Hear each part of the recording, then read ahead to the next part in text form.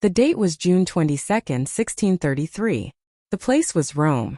The imposing headquarters of the Catholic Church and the Inquisition, the Palace of the Holy Office, Palazzo del Santa Fizio. This was the day a scientist's soul was put on trial. A gray, sultry morning had settled over Rome. While the city was just waking, in a dimly lit room behind the thick stone walls of the Holy Office, 70-year-old Galileo Galilei was already awake. In fact, he hadn't slept much all night, plagued by rheumatic pains and the anxiety of the impending end. That morning, he struggled to eat the modest breakfast he was given, a little bread and wine. His room was not a dungeon cell. The church, in deference to its former prestige, had given him a room in the palace, but the guards at the door and the bars on the windows screamed the truth. He was a prisoner. When he looked in the mirror, he saw not the sharp-witted man who had once captivated the kings and dukes of Europe, but a weary, gray-bearded and frightened old man. His hands trembled as he pulled on his robes. Today was the final day of months of interrogation. Today was Judgment Day. The moons of Jupiter and the phases of Venus, he had seen through his telescope, swirled in his mind, warning him of the coming ritual of denial. The heavy wooden door creaked open. The Swiss guards had come to take him. Time to walk, Signor Galilei. The echoing footsteps in the palace's long, cold, labyrinthine corridors were like the drums of impending doom. Each step was torture for his aged knees. As he walked, he thought of Pope Urban VIII, his once friend and protector, now his supreme judge.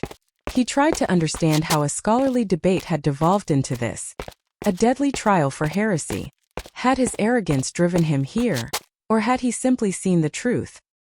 He was led into the great judging chamber, an eerily quiet chamber with religious frescoes on the walls and the scent of incense hanging in the air. Before him, behind a long table, sat the inquisitor cardinals. In their red robes and hats, they were like a sea of blood. Their faces were expressionless. There was no sign of compassion or scholarly curiosity, only doctrine and authority. The Grand Inquisitor unfolded the parchment in his hand and began to read the verdict. The Latin words rained down on Galileo like heavy stones. By advocating and propagating the false doctrine that the sun is the center of the earth and does not move, while the earth is not at the center and moves, he has been declared by the Holy Office to be vehemently suspected of heresy. The verdict was final. His books would be banned, and he would be sentenced to life imprisonment at the discretion of the Holy Office. Galileo listened, barely able to stand. His life's work had been declared, in a few sentences, false and unscriptural. The most painful moment of the day had arrived. Salvation, at least from prison or worse, had only one price: repentance and abjuration. The old man was forced to kneel on the stone floor before the cardinals. The sharp pain in his knees was nothing compared to the pain in his soul. He placed his trembling hands on the Bible placed before him. He began to read the shameful text, written by others, which was handed to him in the other hand. His voice was hoarse, his pride humiliated. I, Galileo Galilei, kneeling at the age of 70, touching the Holy Bible, do swear that I have always renounced, and condemned the false belief that the sun is fixed and the earth is mobile. He was denying with his own voice the truth he had seen with his own eyes and proven with his own reason. This was a staging of a temporary victory of authority over truth. When he finished the text, the hall fell into a profound silence.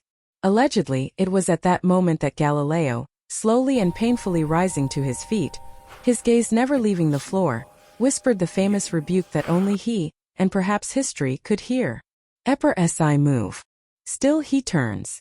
The penitential rite was over, but his suffering was not.